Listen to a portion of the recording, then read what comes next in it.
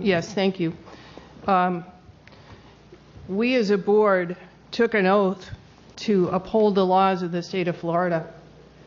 And I am not going to sit in this seat and break a law deliberately. I will push and push and push to do the best thing for our kids. That's why we've spent so many hours writing to our legislators to give us the flexibility to have a start date that fits best with our schedule. But I'm not in a position where I feel comfortable breaking a law, and that's really what we would be doing if we only adopted Calendar 2. We, as school board members, set examples for 45,000 kids in our school district. What does that say to them? It's okay to break the law when you feel like it, or pick any law that you want to. There's a whole lot of laws on the books that I don't like at all, but I'm sitting in a seat where I'm not going to break one because I gave an oath that I would not. Ms. Donalds.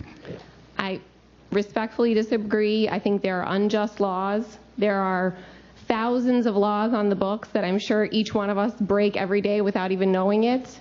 And when it comes to the choice between an unjust law that is bad for students and doing what's right for them versus doing something that there's no penalty for, I mean, if you ever go 1 mile over the speed limit, you're taking a risk because you want to get somewhere faster, and you're making a choice to, quote, break the law. But that's something that you think is worth a small risk for a small penalty. This, I feel, is worth the risk. And there have been unjust laws throughout our history where great patriots have decided to go against them. And I'm sure we could sit here and name many of them. Segregation.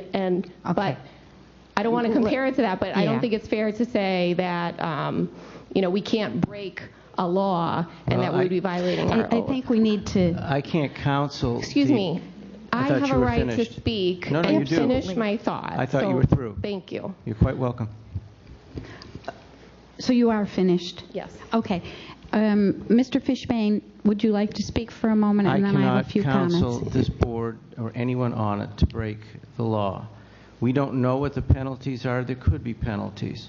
It would be tantamount to saying to our employees, if you really don't like, because you find a particular policy unjust, which all of you, by the way, have passed, then go ahead and violate it because you believe that the penalty provisions are not going to be severe. When you took that oath, you also took it to the Constitution. Within the Constitution is a discussion about the role of the legislature, and you guys are legislators. And that is to create and follow law. It doesn't talk about, well, if it's unjust, ignore it. Rather, you have to follow it.